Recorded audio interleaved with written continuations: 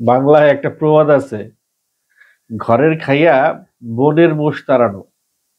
মানে খাবে বাপ মারটা, কাজ করবে এমন কাজ যেটার কোনো রেজাল্ট নেই, কোনো ফায়দা নেই, হুদাই। ওই যে খাওয়ার পরে খাবারটা তো হজম করতে হবে, তাই না? হজম করার জন্য একটু দৌড়ঝাঁপ করা, এই আর কি।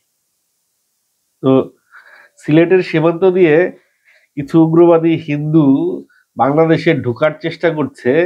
তাদের দাবি বাংলাদেশে হিন্দুদের উপরে নাকি নির্যাতন চলছে, এবং তাদের আরো একটা দাবি আছে, বাংলাদেশে চিন্ময় প্রভুকে মুক্তি দিতে হবে। চিন্ময়ের যে ধরছে ওরা মুক্তি দিতে হবে। এখন কথা হইলো যে ভাই, তোরা থাকস ভারতে, বাংলাদেশে কি হচ্ছে না হচ্ছে সেটা নিয়ে তোদের কেন তো মাথা ব্যথা? বাংলাদেশে হিন্দু নির্যাতন হচ্ছে নাকি চিন্ময়কে পাছা দিয়া বাঁশ ঢুকে দিছে সেটা দিয়ে তোদের মাথা ব্যথা কেন? তোরা যে ইন্ডিয়াতে বৈশা মুসলমানদের উপরে যে নির্যাতন চালাচ্ছিস সেটা নিয়ে তো বাঙালিরা তোদের সীমান্তে যা কিছু করছে না। তাইলে হঠাৎ করে কেন এই হিন্দু উগ্রবাদীরা এরকম একটা স্টেপ নিল? আর আমাদের বিজিবির ভাইরা দেখলাম লাঠি নিয়ে দাঁড়ানো হয়েছে, আর ভাই অস্ত্র নিয়ে দাঁড়ানো এখানে। বিএসএফ যেভাবে টুট টুট করে গুলি করে মেরে ফেলে, ঠিক ওইভাবে এক একটা গুলি করা উচিত, কারণ এটা আমাদের সার্বভৌমিক অধিকার। আমাদের দেশে অবৈধভাবে কেউ ঢুকতে পারবে না। অবৈধভাবে কেউ বাধা দেওয়ার পরেও ঢোকার চেষ্টা করলে সার্বভৌমিক আইন অনুযায়ী যেই কাজ করা দরকার আপনারা সেই কাজটা করবেন। বিএসএফ পাখির মতো মেরে ফেলতে পারে বাঙালিদেরকে, আর আপনারা ওইখানে বিজিবি আপনারা ওইখানে বসে আছেন, বিএসএফ কে ইন্ডিয়ার এই সব কয়েকটারে জবাব দিতে পারছেন না। যাই হোক, এই যে অবস্থার সৃষ্টি হয়েছে, এই অবস্থা যে একটা উস্কানিমূলক সৃষ্টি, এই অবস্থা যে একটা আহ, মানে মনুষ্য সৃষ্ট, কি বলে এটারে, মানে একটা একটা একটা বিষয় তারা সৃষ্টি করছে, একটা ক্রিয়েট করছে। ভারতের কিছু ওই যে কি ময়ূক চৌধুরী না কি জানি একটা হারামজাদা আছে, স্টুপিড। ওই স্টুপিডটা যত সব অবাস্তব, যত সব অসত্য নিউজ, তার একটা কি রিপাবলিকের একটা সংবাদ মাধ্যম আছে, ওইখানে সে ছাড়ে। এবং আমরা মাঝে মধ্যে ওই যে আছে না এলাকায়, মাঝে মধ্যে কোনো পাগল যদি চিল্লায় যায়, চিল্লাইতে চিল্লাইতে ধরেন এক ভদ্রলোককে অপমান করতে করতে যাইতেছে পাগল, আমরা সেই পাগলরে দেখে কি করি, হাসি। কিন্তু ভারতে যেটা দেখলাম, পাগলরে দেখে ওরা হাসে না, ওরা পাগলের কথায় নাচে। ওই পাগলের কথায় নাইচা ওরা এই সমস্ত বিষয়গুলো বিশ্বাস করে। ভাই, যদি বাংলাদেশে যদি কোনো হিন্দুদের উপরে যদি সেরকম কোনো অন্যায় অত্যাচার হইতোই, তাহলে ওই যে বার্মা যেরকম ঢুকছে না রোহিঙ্গা বাংলাদেশে, এরকম হিন্দুরাও রোহিঙ্গা হইয়া তোদের ওখানে ঢুকতো। আমাদের কোনো বাংলাদেশে হিন্দু ভাই তো এরকম কোনো দাবি জানা নাই, অ্যাপার্ট ফ্রম ওই চিন্ময়। চিন্ময় ছাড়া আর ওই যে কি কি একটা নাম দিছে,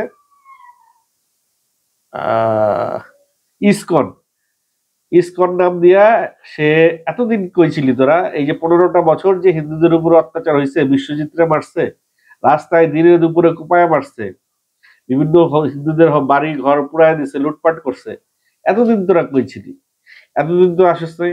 তো এখন তোরা যে এসছিস, তোদের ইস্যুটা তো বোঝা গেছে। ওই যে ওই পারে একজন পুতুল বসে আছে তোদের কাছে, এই 17 লক্ষ হাজার কোটি টাকা, 17 লক্ষ হাজার কোটি টাকা এরকম বোধহয় লুট করে নিয়ে গেছে। এই টাকা তোদেরকে দিচ্ছে, ওই টাকা খাচ্ছিস, আর ওই টাকা দিয়ে তোরা ওই যে সীমান্তে এসে চিল্লাপাল্লা করতেছিস। আরে কলকাতার মানুষদেরকে তো একটা ব্যানসন সিগারেট দিয়ে সারাদিন ঘোরানো যায়।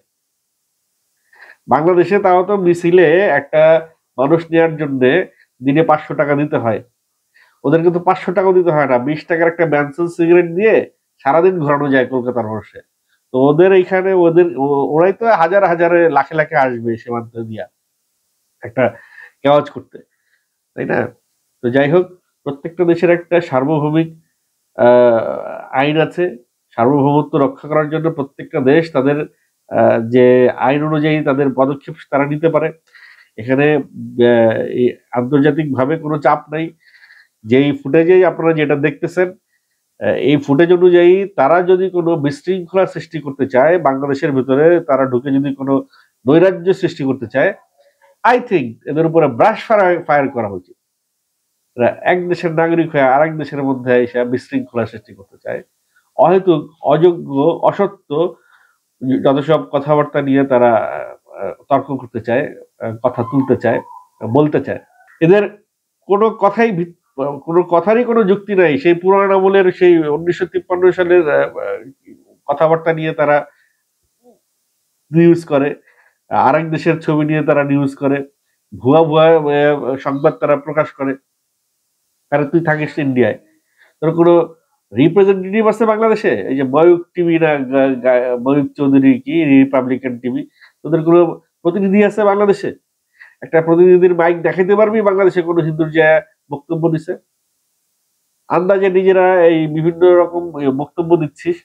তোদের কি মানে আর কোনো কাজ নাই? খেয়ে মানুষ কতটা নিচে নামতে পারে সাংবাদিকদের, এই যে তোদের তোদের দেখে, তোদের এই সংবাদ দেখে ইন্ডিয়ার যারা প্রকৃত সাংবাদিক, যারা জেনুইন সাংবাদিক, তারা লজ্জা পাচ্ছে, তারা মুখ লুকাচ্ছে যে তোরা তোদের দেশের ভাবমূর্তিকে কোথায় নিয়ে যাচ্ছিস।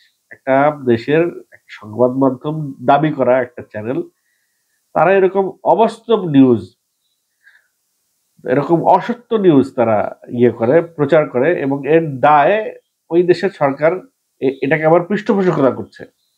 ওই দেশের সরকার এটাকে নিয়ে কোনো করছে না। মানে আমাদের দেশের কোনো চ্যানেল যদি এরকম করতো, অবাস্তব কোনো সংবাদ যদি করতো, তাহলে কূটনৈতিক একটা দল চলে যেত সেই চ্যানেলের কাছে, যে কেন দুই দেশের ভাবমূর্তি, দুই দেশের সম্পর্ককে আপনারা নষ্ট করছেন, এবং তার জবাবদিহি করতে হইতো। ওই দেশে ওই যে পুতুলরে বসায় রাখছে মোদির কোলে, বাস মোদি আর পুতুলে বসে বসে মানে এক একদিন এক একটা রচনা করে, প্ল্যান করে। এই প্ল্যান অনুযায়ী তারা দেশের পরিস্থিতিকে অস্বাভাবিক করার চেষ্টা করতেছে, আর ব্যর্থ হচ্ছে। যতই প্ল্যান করেন, আপনারা তো ক্ষমতায় আসতে পারবেন না। ক্ষমতায় সেই আসলে হয় বিএনপি আসবে অথবা অন্য কোনো দল আসবে। যতই মায়ের প্যাচ খেলেন, এই বিএনপি যদি একবার ক্ষমতায় আসে, এই যে ইউনূস সরকার তো আপনাদেরকে তাও পালানোর সুযোগ দিছে। আপনারা 15 বছর যা করছেন বিএনপির সাথে, বিএনপি যদি ক্ষমতায় আসে, আপনারা তো ভারতেও মানে জায়গা খুঁজে পাবেন না পালানোর। দেশে আসার কথা তো বাদই দেন। বিএনপির সঙ্গে যে বিএনপির কর্মীদের সঙ্গে, বিএনপির নেতা কর্মীদের সঙ্গে আপনারা যা করছেন, তওবা করেও তো কুল পাবেন না। কিভাবে আপনাদের ওরা যদি মানে আপনারা আপনাদের যে নেতা কর্মীদের আপনারা ফেলে রেখে গেছেন, তাদের অনিশ্চিত ভবিষ্যৎ সহ দেশে নিজে একলা যান নিয়ে পালাই গেছেন, এই নেতা কর্মীরা বহাল তবিয়তে আছে একমাত্র ইউনূস সরকারের কারণে। এই ইউনূস সরকার এই কয়দিন আছে বইলাই এই এদেরকে এরা বহাল তবিয়তে আছে। যখনই বিএনপি সরকার ক্ষমতায় আসবে রে ভাই, কি যে তাণ্ডব চলবে দেশে। ক্ষমতা তো এখনো তারা পায় নাই, এখন তো তারা মানে বেড়াল সেজে বসে আছে। যখনই বাড়ির মালিক চলে যাবে, বেড়াল যখন বাঘ হবে, তখন যে কি তাণ্ডব চালাবে, ওই তাণ্ডব কি আপনারা এই 15 বছরে যা করছেন তার সবকিছুরই কিন্তু হার মানাবে। সাবধান হয়ে যান, ভালো হয়ে যান। একটা সুযোগ পাইছেন ভালো হওয়ার, ভালো হওয়ার একটা সুযোগ পাইছেন, ভালো হয়ে যান। বয়স শেষ পর্যায়ে নামাজ কালাম পড়েন। আর কয়দিন ভাই পৃথিবীতে, আর কয়দিন বাঁচবেন? কম তো অন্যায় অপরাধ করেন না। এগুলো তো এগুলোর জন্য তো ক্ষমা চাওয়ার একটা সময় দরকার। সেই সময়টাও তো পাবেন না আপনি ক্ষমা চাওয়ার। এত ক্ষমতা, এত এত পাওয়ার, এত কিছু নিয়ে আপনি করবেন না। এক রিক্সাওয়ালার বিজ্ঞাপন, এক রিক্সাওয়ালার ইন্টারভিউ দেখলাম। বাংলাদেশে একজন রিক্সাওয়ালাও যতটুকু সেন্স রাখে, ততটুকু সেন্সও আপনাদের মধ্যে নাই। এই সরকার চলে যাওয়ার সাথে সাথে যদি বিএনপি সরকার ক্ষমতা নেয়, সঙ্গে সঙ্গেই কবর থেকে তুলে হইলেও আপনাদের সেই তুলে আইনে ফাঁসি দিবে। কবর থেকে তুলে হইলেও আইনে ফাঁসি দিবে। তাদের সাথে যা করছেন একটু স্মরণ করে ভালো হয়ে যান। দেশের মানুষরা আর কত, অনেক তো অত্যাচার করছেন ভাই। 15টা বছর ছাড় খাড় করে দিচ্ছেন। এখন এদেরকে একটু শান্তিতে থাকতে দেন।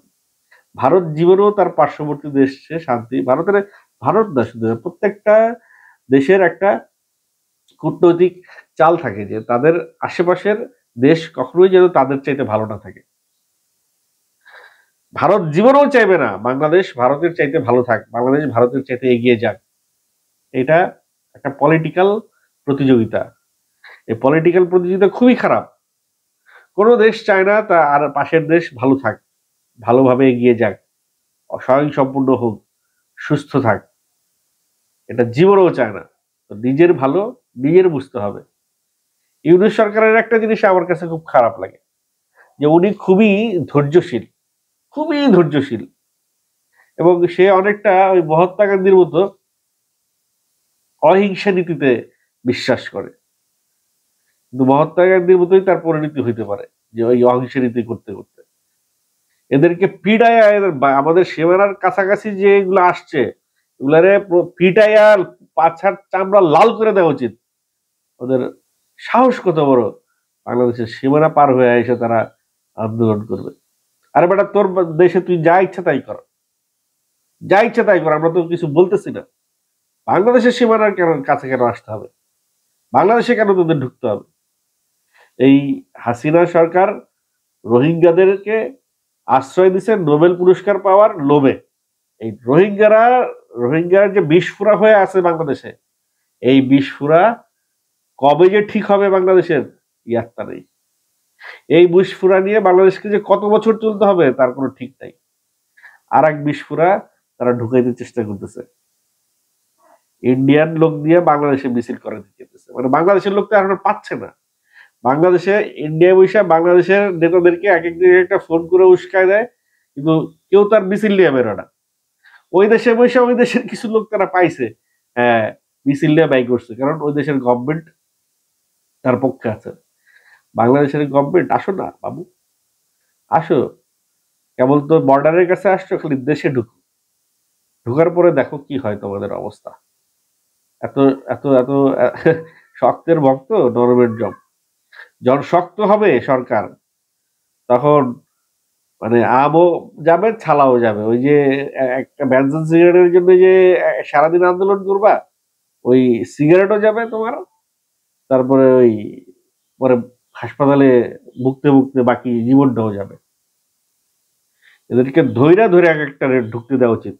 এক একটা ঢুকতে দেওয়া উচিত, ফার্স্টে একটা একটা করে ঢুকতে দেওয়া উচিত। সেটা করে মানে কি বলবো, আমি বলার ভাষা খুঁজে পাচ্ছি না। এমন ডলা দেওয়া উচিত, ডলা দিয়ে তারপরে আবার তাকে খুব সম্মানের সাথে আবার দেশে পাঠিয়ে দেওয়া উচিত। কারণ এই ডলা খাওয়ার পরে তো ওর সেবা লাগবে, ওর পরিবার লাগবে। পরিবার তো আর ঢুকানো হয় নাই। ওই পরিবারের কাছে আবার সসম্মানে ধরে পাঠিয়ে দেওয়া উচিত। যে কটা আসছে ওইখানে সব একটা একটা করে ঢুকাইয়া ডলা দিয়ে দেয়, তারপর আবার ওই পরে পাঠিয়ে দেওয়া উচিত। দুই দেশের সম্পর্ক কিন্তু খুব ভালো এখনো। এখনো কলকাতার মানুষ, বাংলাদেশের মানুষ নিজেদেরকে বাঙালি মনে করে, এবং তারা নিজেদের মধ্যে খুব সুন্দর একটা সম্পর্ক বজায় রেখে চলতেছে। এই কিছু স্বার্থলোভী, স্বার্থান্বেষী, পশু বৃত্তি নিয়ে যারা যেসব রাজনৈতিক নেতারা বসবাস করে, এদের কারণে সাধারণ জনগণের ক্ষতি। এই যে কটা লোক এখানে আসছে, এরা জীবনে কি কেউ ক্ষমতায় যাবে না, কিন্তু ক্ষতি হইলে এদেরই হবে। এরা কি কি কি দৈনিক কত টাকা ইয়েতে মজুরিতে আসছে আমি জানি না, বা দৈনিক কি মজুরিতে, এক প্যাকেট বিরিয়ানির মজুরিতে আসছে না একটা ভ্যানসারের মজুরিতে আসছে, আই ডোন্ট নো। বাট এর জন্য এদেরকেই মানে সেই পরিমাণ একটা ইয়ে দিতে হবে, এর ক্ষতিপূরণ দিতে হবে, এবং এর ফলাফল এদেরকেই ভোগ করতে হবে।